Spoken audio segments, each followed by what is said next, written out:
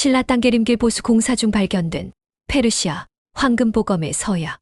기원전 522년 페르시아 제국. 수사 왕궁. 왕의 탑은 붉은 사암으로 세워졌고 그 위엔 무거운 침묵이 내려앉았다. 황금빛 깃발은 바람 한 점 없이 매달려 있었고 광대한 정원에는 아무런 새소리도 들리지 않았다. 오늘은 왕위 계승자 책봉식이 열리는 날. 하지만 궁정의 공기에는 축하보다는 긴장과 냉기가 서려 있었다. 왕의 검은 누구에게? 호화로운 옥좌 앞 금실로 수놓은 비단 깔개 위에 세 아들이 무릎을 꿇고 있었다. 그중 가장 외곽에 어깨를 낮춘 채 고개를 들지 않는 카야르, 왕의 서자였다. 그의 앞에 선 왕, 캄비세스 2세는 깊은 눈으로 한 사람을 가리켰다.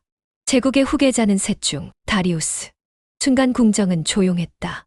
의전관이 사파이어가 박힌 왕위의 검을 다리우스에게 전달했다. 환호도 없었고 의례적인 박수조차 짧았다. 그리고 다음 순간 조용히 제2의 검이 들어왔다. 검신 전체가 금빛으로 덮인 의식용 황금보검.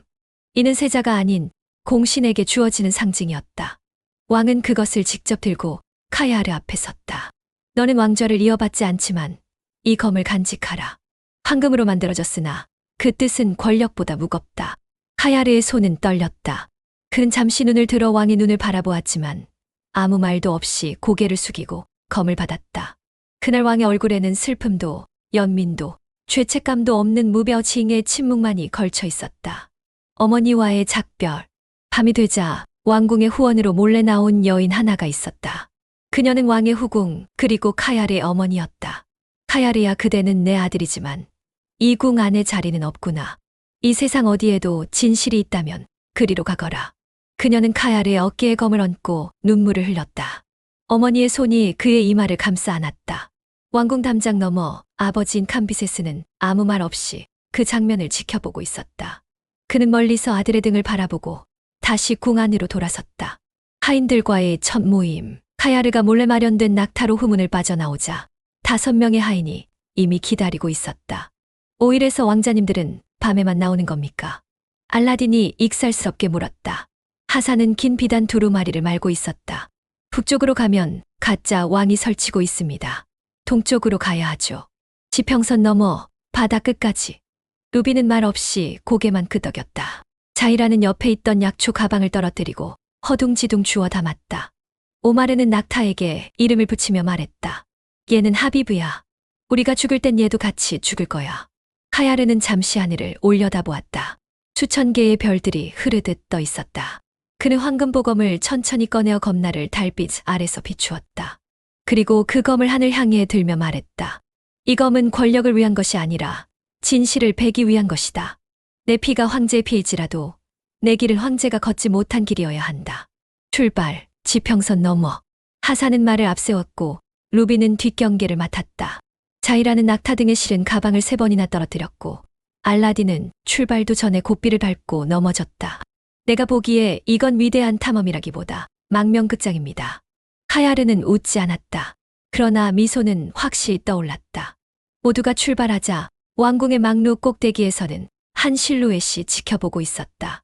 캄비세스 2세 왕의 얼굴은 단단히 굳어 있었지만 눈은 흔들리고 있었다. 황금보검을 가진 자여, 너의 길이 피로 물들지 않기를. 유언처럼 아직 아무것도 이룬 게 없던 카야르. 그러나 그는 진실을 위한 첫 발걸음을 내디뎠다. 그가 가진 것은 왕족의 피, 황금보검, 그리고 단 5명의 동행자. 하지만 그것만으로도 그는 이미 다른 어떤 왕자보다 더 큰 여정의 중심에 서 있었다. 이화 아케메네스의 그림자. 기원전 522년 페르시아 제국의 크바타나로 가는 길. 사막의 낮은 태양이 검게 탄 땅 위로 길게 드리워졌다. 카야르와 그의 5 하인은 침묵 속을 걷고 있었다. 첫 번째 야영지에서 그들은 피곤해 지친 낙타를 내려놓고 모래로 둘러싸인 작은 둔덕에 자리 잡았다. 불빛 대신 별빛 아래 하산은 펴진 양피지 문서를 바라보고 있었다. 카야르가 다가오자 그는 주저없이 말했다. 왕이 바뀌었습니다. 하지만 이상합니다. 왕궁에서 전한 이름은 스메르디스. 형이죠. 그가 왕위를? 아닙니다. 정보통에 따르면 진짜 스메르디스는 이미 죽었습니다. 그리고 지금 왕좌에 앉은 자는 가짜입니다. 그 말은 바람보다 날카롭게 귓속을 때렸다. 황금보검을 쥔 카야르의 손끝이 떨렸다. 반역자의 이름. 그렇다면 우리를 쫓는 자들은 진짜 왕을 위한 군이 아니라 가짜 왕의 하수이겠군요. 하사는 고개를 끄덕였다. 그렇습니다. 그리고 우리는 왕을 죽이려 했던 반역자로 몰릴 수 있습니다. 자이라는 낙타 옆에서 벌벌 떨며 약초를 고르고 있었다. 반역자. 그럼 우린 이제 어떤 도시에서도 못 들어가요. 아무데도. 오마르가 물통을 들어 올리며 말했다. 그래도 갈 곳은 있지. 동쪽. 알라딘은 모래의 바지를 쓸어내리며 중얼거렸다. 정치란 건 언제나 사람들을 이상한 방법으로 알몸으로 만든다니까. 우리가 벗기 전에 카야르는 아무 말 없이 황금보검을 품속에 감쌌다. 금빛 장식은 여전히 찬란했지만 이제 그것은 영광의 상징이 아니라 표적이었다. 사막의 그림자. 그날 밤 에크바타나를 향하던 도중 그들은 국경검문소에서 발각되었다. 황금보검을 지닌 자가 이 근처를 지났다는 첩보가 있다. 그의 이름은 카야르. 황실의 피를 이은 자다. 낙타는 날뛰기 시작했고 오마르가 고삐를 잡아당기며 외쳤다. 자이라가 실수로 품에 넣어둔 연막 폭탄이 터졌다. 사막 전체에 회색 안개가 퍼졌고 병사들은 혼비백산했다. 알라딘은 아예 낙타 등에서 튕겨 나가 모래 언덕 아래로 굴러떨어졌다. 내 엉덩이에 사막이 들어갔어. 카야르는 재빨리 루빈의 손짓에 따라 동쪽 폐수로로 몸을 날렸다. 한참을 달리고 달려 그들은 에크바타나 외곽의 시장 거리로 숨어들었다. 여관에서의 변장 작전, 짱통 가장자리에 있는 허름한 여관. 하사는 돈 몇 잎을 던지고 방 하나를 얻었다. 옷을 바꿔야 합니다. 궁정의 비단은 눈에 너무 띕니다. 그는 근처의 하인 복장을 훔쳐왔고 모두에게 던져주었다. 자이라는 옷을 갈아입다 고무끈을 헷갈려 셔츠를 바지로 입었고 오마르는 두 벌을 겹쳐 입으며 이래야 따뜻하지 라고 중얼거렸다. 그리고 알라딘. 그는 창문을 통해 뛰어들다 옷장에 머리를 박았고 옷을 반쯤 입은 채 밖으로 튀어나왔다. 으악, 내 바지가 어디 갔지? 헐벗은 황실 광대라니 세상 우스운 얘기입니다. 병사 하나가 소리를 지르며 그를 추격했고 알라딘은 속옷 바람으로 골목을 질주했다. 자이라는 다시 한번 연막탄을 던졌고 연기 속에서 알라딘이 외쳤다. 내 인생의 연극은 언제나 클라이맥스가 먼저 온다니까. 지하 통로. 하사는 한쪽 담장을 두드리다 오래된 수송 터널을 찾아냈다. 그들은 미로 같은 땅굴을 통해 도시를 벗어나려 했다. 이 통로는 황실의 옛 소금 창고로 이어지죠. 폐쇄된 지 오래라 아무도 모릅니다. 모두가 조용히 걸었다. 텁텁한 공기, 물 비린내, 오래된 돌냄새. 카야르는 갑자기 멈춰섰다. 작은 모닥불을 피우고 황금보검을 꺼냈다. 왕도 죽고 형도 죽고 가짜가 왕이 됐다. 그렇다면 나는 누가 되는 거지? 자이라가 조심스레 물었다. 왕자님은 왜 이 보검을 받았을까요? 카야르는 깊게 숨을 들이켰다. 그건 내 것이 아니었어요. 하지만 지금은 내가 선택해야 하겠지. 누가 주었는가가 아니라 이걸 가지고 무엇을 할 것인가. 동쪽의 별. 그들은 터널을 빠져나와 황량한 고지대로 올라섰다. 밤하늘은 황홀했다. 별들이 떨어질 듯이 가까웠다. 하사는 손가락으로 별 무리를 가리켰다. 저기입니다. 동쪽 끝. 고요하고 푸른 땅. 바다를 품고 있지만 전쟁을 알지 못하는 나라. 전설로만 전해지는 곳. 신라. 카야르는 천천히 고개를 끄덕였다. 이 보검이 나를 위험에 빠뜨렸다면 어쩌면 그 끝엔 나만의 세상이 있을지도 모르지. 메소포타미아의 물결. 기원전 522년 바빌론 남단 티그리스강 너머의 신전. 새벽의 티그리스강은 안개 속에서 숨을 쉬는 듯 잔잔했다. 물 위에는 황금빛 별들이 비쳐 있었고 카야르의 황금보검은 그 반사광 속에서 빛이 아니라 무게를 뿜고 있었다. 유랑자들, 수메르 유적에 이르다. 길고 메마른 사막의 여정을 지나 일행은 바빌론 남쪽 외곽의 작은 마을에 도착했다. 하산의 말에 따르면 이곳은 오래전 수메르인들이 세운 신전이 있던 땅으로 그 문명은 이미 사라졌지만 예언의 힘만은 살아있다는 소문이 퍼져 있었다. 오마르는 낙타에게 먹이를 주며 말했다. 여긴 분위기가 이상하다. 낙타가 덜덜 떨잖아. 알라딘은 신전벽을 만지며 중얼거렸다. 이 돌에 전기가 흐르는 건가 아니면 나만 느낌이 이상한 건가. 자이라는 오래된 상형 문자를 보고 눈을 빛냈다. 이건 고대 수메르어예요. 검을 든 자가 강을 가르리니 그가 도착한 곳엔 신의 피가 꽃을 피우리라. 하사는 조용히 덧붙였다. 수메르의 마지막 왕조는 황금의 문양을 신성시했습니다.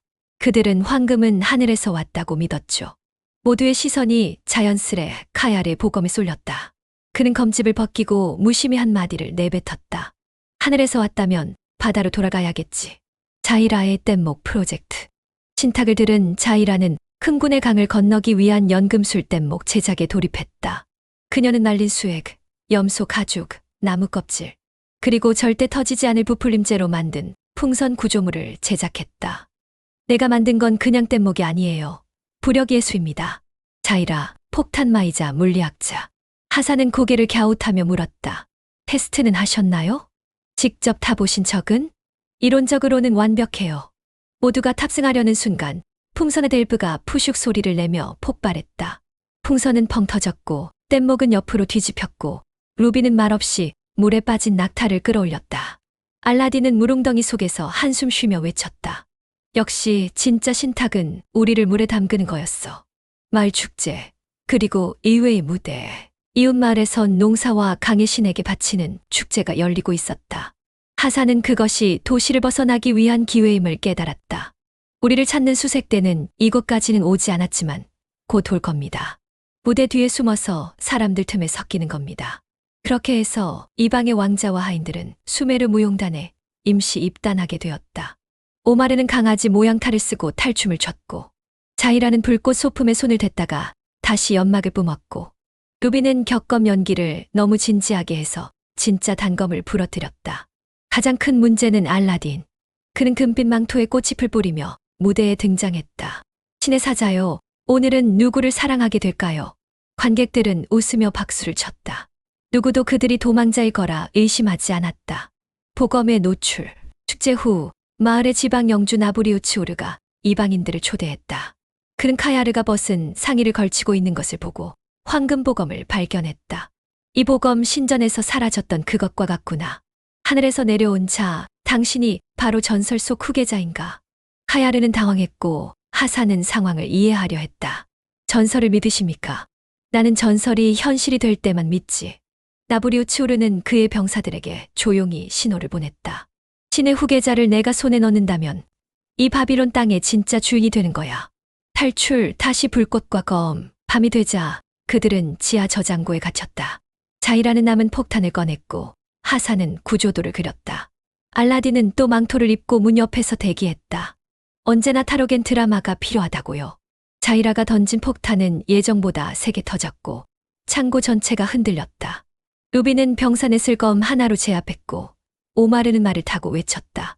하비브가 돌아왔다.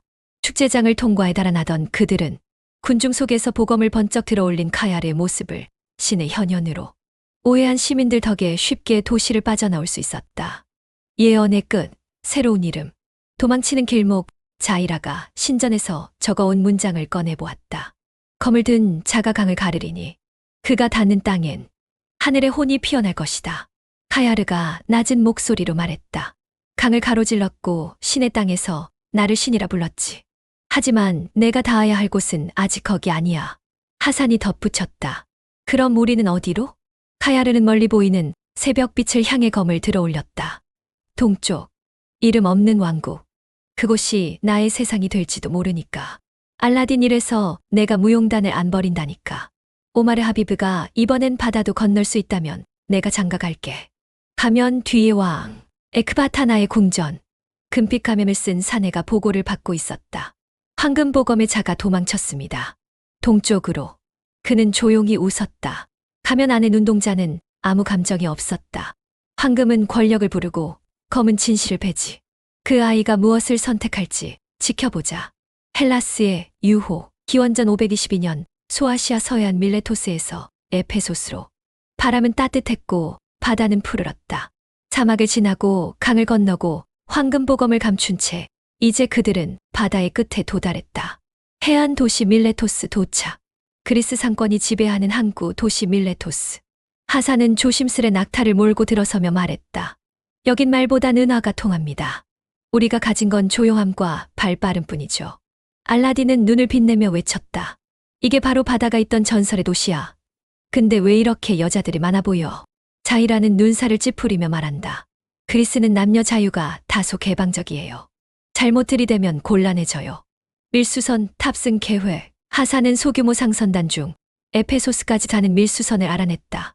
글은 자정 무렵 몰래 화물창에 타기로 했지만 알라딘은 배의 갑판 위를 어슬렁거리다 문제를 만든다. 그곳에는 선장의 딸 칼리스트라가 있었고 그녀는 알라딘에게 물었다. 너 페르시아 사람이지? 맞습니다.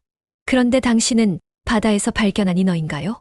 그 말에 그녀는 웃었고 그의 손을 잡았다. 문제는 그 장면을 선장이 목격한 것이다. 저 이방인을 당장 배에서 내쳐라.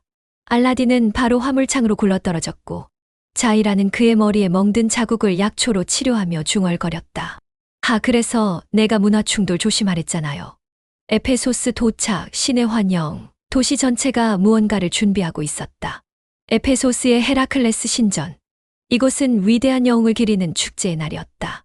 카야르 일행이 입항하자 정체불명의 제관들이 그를 바라보다 속삭이며 경배를 드렸다. 저 검 황금빛 헤라클레스의 보검과 같아. 저 눈빛 신화 속 전사의 환생인가.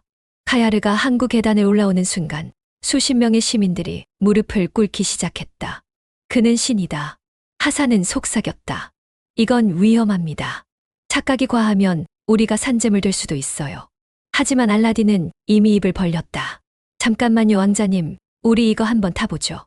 신 코스프레로 말이죠. 카야르는 고민했지만 황금보검이 도망자 추적의 표적이긴 지금. 도피를 위한 위장은 때론 신의 얼굴을 써야 했다. 신의 연그 에페소스 광장에서 제관이 외쳤다. 이방의 전사여, 당신이 진짜라면 황금보검으로 이 단지를 베어 그 안에 와인을 보여주시죠. 무대 중앙에 놓인 것은 석류 단지. 카야르는 잠시 숨을 고르고 검을 뽑았다. 그리고 단호하게 기울어진 병뚜껑을 뚝 따뜻한 찌뚜껑을 칼끝으로 날렸다. 이것이 신의 칼이다. 관중 환호. 단순한 뚜껑 따기였지만 전설은 디테일보다 퍼포먼스를 믿는다. 연회 속 위기. 그날 밤 제관은 그들을 궁전 같은 신전 뒤편 연회에 초대했다. 카야르는 조용히 와인을 마시고 있었고 자이라는 그리스 약초의 독성을 분석 중이었으며 루비는 식탁 아래 칼을 숨기고 주변을 감시하고 있었다. 그리고 알라딘, 칼리스트아, 이 바다만큼이나 깊은 당신의 눈빛은 나의 고향보다 푸르죠. 그 말에 칼리스트라는 얼굴을 붉혔고 주변 사람들도 기득였다. 하지만 선장은 그 장면을 또 보고 있었다. 저 놈은 또 추방 명령. 이튿날 아침 일행은 신전 경비병들에게 포위당했다. 신이라면 이 나라에 머무를 수 없소. 당신의 신성은 우리 바다 너머에서 완성되어야 하오. 하사는 속으로 중얼거렸다. 쫓아낸다는 말이 이토록 우아할 줄이야. 루비는 경비병들의 눈치를 살피고 있었다. 자이라는 또 도망이라고 탄식했다. 오마르는 하비브, 오아시스의 다타 상인, 족장 황금보거, 로우라는 동서 교역의 중심지였다. 인도산 향신료, 중국산 비단, 로마 유리, 그리고 낙타 300마리가 몰려다니는 이곳에 페르시아 황금보검은 순식간에 주목을 끌었다. 시장 중심에서 한 상인이 수군댔다. 황금칼 저자, 살아있는 전설인가? 페르시아의 왕이 아니라 망명자일지도 몰라. 자이라는 긴장한 듯 보검을 감싸며 말했다. 왕자님, 검이 너무 튀어요. 뭔가 호박처럼 반짝거려요. 알라딘 그럼 황금호박보검이라고 부를까? 카야르는 묵묵히 고개를 저었다. 이 검은 무기가 아니라 길잡이다. 더 숨길 수 없다면 오히려 드러내야지. 오마르, 낙타 경주의 도전. 시장 반대편 사막축제가 한창이었다. 가장 큰 행사인 낙타 경주에는 유목구족들 간 자존심 대결이 걸려 있었다. 오마르가 하비브를 끌고 나타나자 족장 차르쿠르가 관심을 보였다. 이방인이여, 너의 낙타 눈빛이 장난이 아니다. 달리기도 하나? 오마르 뛰지. 다만 가끔 연애할 뿐이야. 자이라 낙타가 연애를 해요? 오마르 얘 취하학고 해. 지난번엔 노란 눈 화장한 낙타만 쳐다봤어. 하사는 손으로 이마를 짚었다. 우리의 미래가 저 낙타와 오마르의 썸에 달린 건가? 루빈 지스 유목 검객. 그날 밤 검술 시범 무대가 열렸다. 떠돌이 무술가 시르갈이 큰 소리쳤다. 나 유목의 검 바람을 가르고 1000명을 이긴다. 이방인 중 나와 겨룰 자 없느냐? 조용히 루빈이 앞으로 걸어나갔다. 누구도 말리지 않았다. 왜냐하면 누구도 그를 말릴 용기가 없었기 때문이었다. 시르갈 검을 들어라. 이름 없는 자. 알라딘 이름 있어요. 루, 빈, 무. 말, 대, 사. 두 사람의 검이 부비쳤고 단 5초 만에 시르갈의 칼은 허공에서 둘로 나뉘었다. 군중은 조용해졌고 누군가 속삭였다. 말은 없고 칼은 빠르다. 저건 신이 보낸 정육점 주인이다. 루비는 묵묵히 돌아서며 검집을 닫았다. 자이라가 속삭였다. 우리 파티에 진짜 무섭게 조용한 사람 있어요. 낙타, 경주의 날.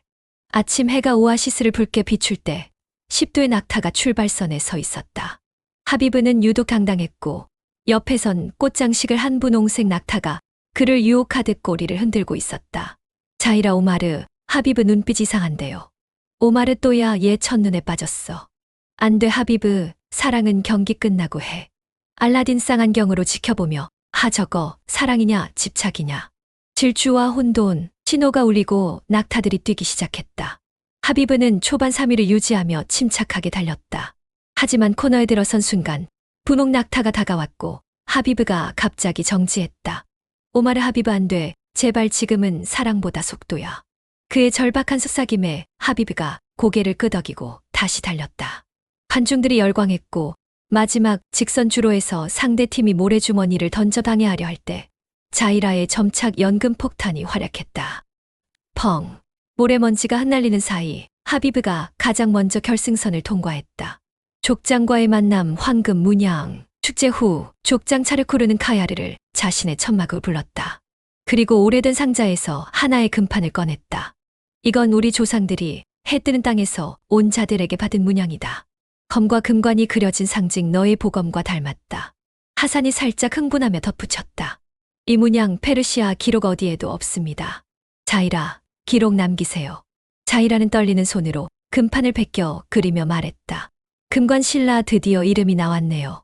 카야르는 금판을 조용히 만졌다. 그 나라엔 진실이 있을까? 내가 찾는 세상이 알라딘과 우리는 검술 대결도 이기고 낙타도 이기고 이제 다음엔 신라 가서 결혼식이나 올리면 되겠네. 자이라 신라에서 내가 결혼하면 그게 국가 재난이야. 오마르 하비브는 오늘 분홍 낙타한테 차였어. 걔 사막 보며 울고 있어. 대륙의 변방, 요동을 지나 기원전 522년 고조선 경계 천둥 아래 숨어있는 국경. 실크로드를 따라 이어진 초원을 지나 그들은 마침내 요동의 바람과 마주했다. 하늘은 낯빛으로 내려앉았고 북방의 바람은 검보다 날카로웠다. 오마르는 코끝을 찡그리며 말했다. 이건 바람이 아니라 경고야. 우리 누군가의 땅에 들어선 거야. 자이라는 발밑 흙을 주워보며 중얼거렸다. 이 흙 완전 다른 냄새야. 모래 대신 철분이 진하네요. 알라딘은 말 위에서 양팔을 벌리고 선언했다. 여러분, 이건 드디어 동아시아 진입식입니다. 앞으로 말 조심, 복장 조심, 그리고 바로 그때 화살 하나가 휘익하고 머리 위를 스쳤다. 고조선의 매보, 숲을 속에서 튀어나온 병사들이 외쳤다. 정체를 밝혀라. 이방인이여, 황금칼을 지녔다면 더욱. 루비는 검에 손을 얹었지만 카야르는 손을 올려 말렸다. 우리는 싸우러 온 것이 아니다. 그러나 그의 말보다 먼저 그의 허리에서 황금보검이 햇빛을 받아 번쩍였다. 그 순간 병사들 사이에서 갑옷을 입은 한 장수가 말을 타고 나타났다. 이름은 난생, 위만 조선의 경계사령관이자 보검을 본 순간 눈빛이 바뀌었다. 저 검 고조선 창건 신화에 나오는 하늘의 칼과 같다. 당장 데려가라. 감금 그리고 오해. 그들은 목책과 흙벽으로 이루어진 관방 요새에 끌려갔다. 감옥은 춥고 습했으며 벽에는 철기 문양과 풍문으로 들은 하늘에서 온 자들에 대한 그림이 그려져 있었다. 자이라, 이거 우리 얘기인 것 같지 않아요? 알라딘, 우리가 신화가 되는 속도 빠르다. 이러다 곧 신으로 숭배되겠어. 하산은 벽을 쓰다듬으며 말했다. 문제는 여기선 우리의 진심보다 전설이 먼저 움직인다는 것이죠. 하산의 지략. 그날 밤 하산은 감시병에게 접근했다. 난생 장군에게 이 전설을 전해주시오. 우리는 단순한 무리가 아닙니다. 신의 뜻을 전하러 동방으로 가는 자들입니다. 편지에는 신화와 역사, 그리고 전통 유목 왕조에 대한 존중의 언어가 녹아 있었다. 장군은 편지를 받아 읽은 후 침묵에 잠겼다. 신이 황금검을 내려 이들을 보냈다. 그것이 맞는다면 우리가 이들을 붙잡는 건 하늘에 대한 모독이 될 수도 있다. 자이라의 실수성 타로. 장군이 고민에 잠긴 사이 자이라는 감옥 안에서 슬며시 연금술 폭탄을 조립하고 있었다. 하산 우리가 외교로 해결 중이니까 제발. 펑. 폭탄이 터졌고 감옥문에 나무못이 빠지며 문이 저절로 열렸다. 자이라, 테스트용이었는데. 루비는 말없이 탈출로를 확보했고 오마르는 하비브는 절벽 옆에 대기 중이라고 외쳤다. 알라딘의 깃발 해프닝. 탈출 직전 알라딘은 근처 병영 창고에서 고조선 깃발을 발견했다. 우리가 이렇게 나가면 추격당해. 깃발을 들고 당당히 나가자고. 하산 그럴듯한데? 그런데 알라딘은 깃발을 거꾸로 뒤로 나섰고 이는 고조선군에게 침입 신호로 인식되었다. 병사 침략 신호다. 공격 개시. 알라딘 이게 왜 전투 신호야? 윗면에 글이 없잖아. 자이라 그건 뒤집혀서 그래요. 결국 혼돈 속에 휩싸인 요새에서 이들은 우왕좌왕 뛰며 탈출에 성공했다. 신라라는 이름, 최초의 입박 발화. 탈출 후 한밤중 강가에 숨어 불을 피운 그들. 하산은 방금 난생 장군이 남긴 문서를 꺼내 펼쳤다. 동방 끝에 검은 산맥을 지나면 신라라는 나라가 있다. 신의 피를 품은 자들이 모여 사는 곳이라 전해진다. 카야르는 조용히 보검을 꺼내어 바라보며 중얼거렸다. 신의 피 이 검이 그런 상징이라면 내가 진실로 가야 할 곳은 바로 거기다. 떠오르는 각자의 마음. 자이라, 진짜 신라가 있다면 어쩌면 우리가 보검의 원산지를 찾는 걸 수도 있어요. 루비는 고개를 끄덕이며 검나를 닦고 있었다. 알라딘은 강물을 보며 혼잣말했다. 그 나라엔 웃기는 일도 있겠지. 전설도 유머가 필요하니까. 오마르 하비브는 지금 아무 생각 없대. 다리 아프대. 7화 신라의 문턱, 칼 위에 예언. 기원전 50년경 신라 남해안 첫파를 디딘 동방의 끝. 밤바다를 가르던 소용배는 마침내 낯선 해안에 닿았다. 모래사장은 조용했고 파도는 낮은 목소리로 반가움을 속삭였다. 하지만 그 고요는 오래가지 않았다. 바위 뒤에서 튀어나온 창병 둘이 외쳤다. 이방인이다. 무장해제하라. 오마르 또야? 자이라, 이번엔 폭탄 없이 가요. 제발요. 알라딘, 내가 보기엔 얘네 말투도 공격적이야. 이건 신라식 환영인가? 신라 해안경비대. 낯선 자들을 검문하다. 그들은 사로국 초기 방어기지로 끌려갔다. 그곳엔 흑벽으로 세운 보루, 왕실 문양이 새겨진 군복, 그리고 신라 특유의 금장식 투구를 쓴 병사들이 있었다. 일행의 허리춤에서 빛나는 황금보검을 본 순간 병사들의 태도가 바뀌었다. 저것은 천검. 서쪽에서 온 신의 전령이 맞다. 하산작게 이 나라도 보검을 신격화했나 봅니다. 자이라, 보검이 가면 어디서든 신이 되네요. 다음은 뽀로로 나라일지도. 공주, 연화와의 첫 만남. 그들을 맞이한 이는 신라, 국왕의 양녀, 연화리행화 공주였다. 붉은 비단 저고리에 금관을 쓰고 기골이 똑바른 눈빛을 지닌 여인이었다. 이방인들이여. 그대들이 정말 전설 속검을 지녔다면 내 앞에서 벗어 보이시오. 알라딘 속삭이며 이거 진짜 말 그대로 받아들이면 큰일 나겠다. 카야르가 망토를 벗고 조용히 보검을 꺼내 손에 올렸다. 그 순간 연화의 눈이 크게 흔들렸다. 이 문양 금관의 조각에 새겨진 그것과 같아 설마. 예언의 부활. 연화는 신라 제관을 불러왔다. 제관은 오래된 대나무판을 꺼내 들고 글자를 더듬기 시작했다. 서쪽 하늘에서 온 금의 칼. 달의 아래 빛날 그 칼을 든 자. 왕을 지키거나 왕이 되리라. 신라는 놀랐다. 그 예언은 수십 년 동안 묻혀 있었지만 황금보검과 정확히 일치하는 기록이었다. 당신은 신라를 위한 자입니까? 신라를 지배하러 온 자입니까? 카야르, 나는 왕이 아니라 단지 내 세상을 찾으러 온 자이뿐입니다. 공주의 시험. 연화공주는 검술 시합을 요청했다. 당신이 진심이라면 나와 검을 겨루시오. 검의 주인은 전투가 아닌 뜻으로도 증명되어야 하니. 그녀는 날렵하고도 강했다. 여성 전사였으며 병서에 능통했고 군사들도 따르는 실력자였다. 카야르가 검을 뽑는 대신 땅에 꽂아버렸다. 이 검은 적을 벨 용도가 아니라 신뢰를 얻기 위해 존재하는 칼입니다. 연화의 눈빛이 변했다. 검이 아니라 사람을 먼저 본 이방인. 신라에서는 드문 인물이었다. 코믹 티키타카 장면. 연화, 당신 페르시아에서는 여자에게 싸움을 청하는 게 예의인가요? 알라딘, 아니요. 거긴 보통 실지어요. 당신의 눈은 모래폭풍, 마음은 오아시스, 뭐 이런 거죠. 자이라, 이래서 알라딘은 항상 오아시스에도 쫓겨나요. 오마르 하비브는 신라 낙타를 보고 첫눈에 반했어. 벌써 사랑했대. 연화 눈살 찌푸리며 신라에는 낙타가 없는데요. 오마르, 염소였나? 파이국에 불어난 그림자. 하지만 그날 밤, 연하는 외교 문서를 읽다 고개를 떨궜다. 파이국 동남부의 소국이 북방의 낭랑 잔당과 통신을 주고받고 있어요. 그녀는 왕에게 보고하길 망설였고 카야르에게 말없이 문서를 건넸다. 이 땅도 완전한 평화는 없어요. 그대의 검이 신라를 지킬 수 있다면 나는 그걸 받아들일 겁니다. 카야르 검은 사람을 지킬 때 가장 빛나는 법이죠. 왕과의 비대면, 신뢰 쌓기. 카야르는 직접 왕을 만나지 않았다. 신라 왕은 한밤중 안개 낀 정원의 뒤편에서 그를 멀리서 바라보았다. 그리고 속으로 말했다. 이 자는 왕을 보러 오지 않았다. 자신의 세계를 찾으러 온 자다. 그런 자는 신뢰할 수 있다. 빛나는 검 아래 타는 마음. 그날 밤 연하는 혼자 숲속 대나무 숲에 있었다. 카야르가 다가와 그녀 옆에 섰다. 연하, 당신이 우리 왕이 아니라는 것 모두 압니다. 카야르, 하지만 이 땅이 내 마지막 여정일 수도 있다는 건 내가 나를 믿는 것보다 그대가 날 믿어주는 것 때문일지도 모르겠네요. 두 사람은 말없이 하늘을 올려다보았다.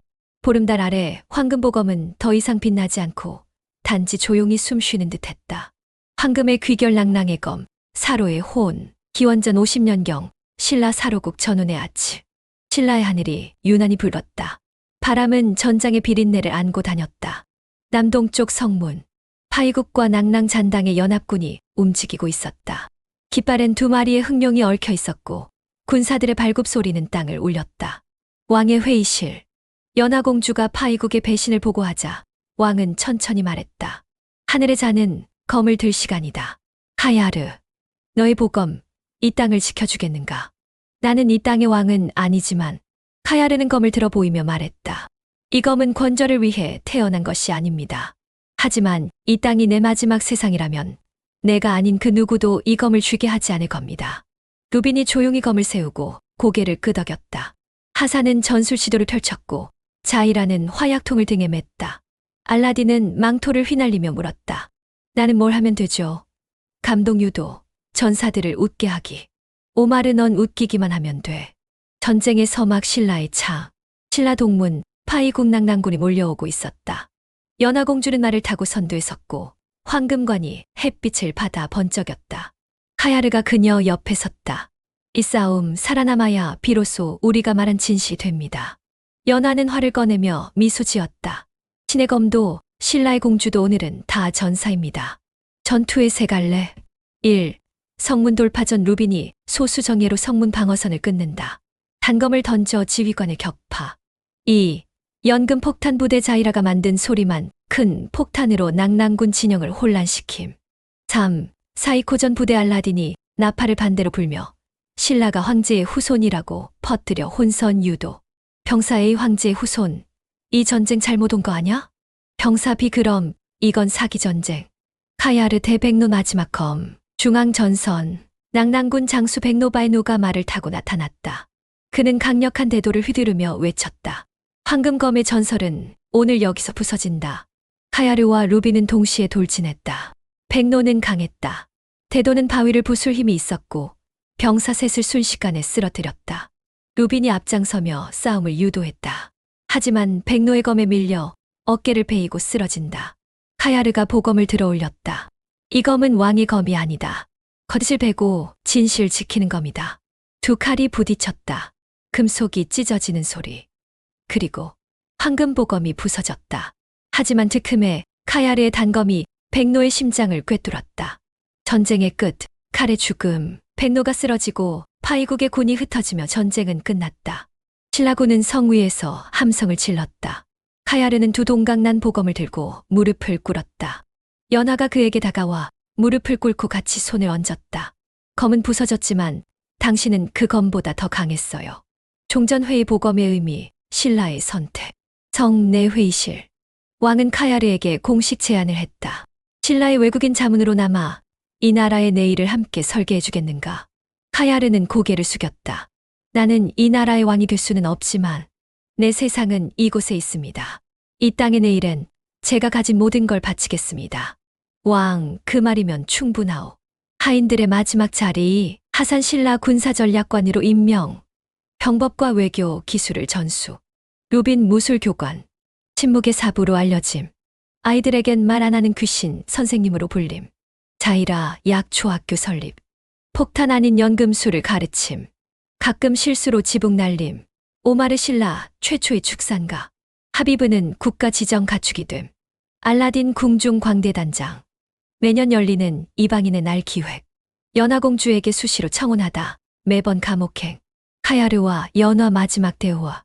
연화 당신은 신라의 길을 줬고 나는 당신 덕분에 그 길 위에 서게 되었어요. 카야르 그리고 당신 덕분에 나는 더 이상 도망치지 않게 되었죠. 그들은 함께 부서진 보검을 사로국 금관의 재료로 제안했다. 황금의 조각이 다시 만들어져 하나의 관이 된다. 알라딘 공주님, 이번엔 진짜 마음이 진심이었어요. 연화 이번엔 진심으로 감옥 보내드릴게요. 자이라 그 사람, 사랑은 실수보다 많이 해요. 오마르 하비브는 이제 염소한테 차였대. 후일담. 수십 년 뒤 신라 역사책에는 이렇게 쓰여 있었다. 서쪽에서 온 자, 황금의 검을 들고 와. 그것을 부수고 나라를 살리다. 그 검은 이제 없으나 그가 남긴 길은 신라를 세우는 뼈가 되었다.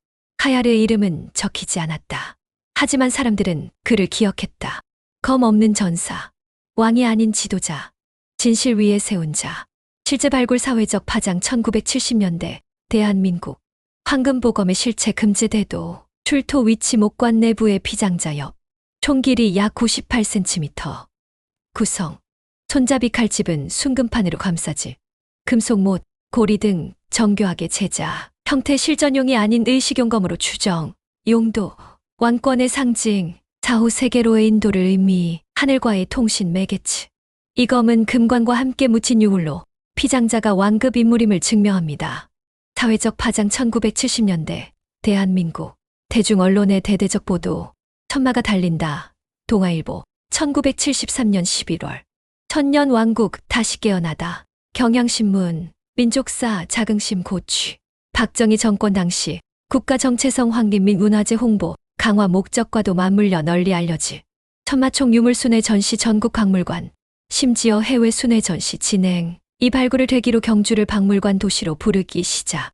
황금보검의 미스터리성. 검씨는 목재로 썩어 있었지만 황금 부분은 완전한 상태. 일부 문양은 정체불명 상징체계. 외래 문화 페르시아, 스키타이, 북방 유목계의 영향설도 제기돼. 페르시아에서 발견된 검과 동일시돼.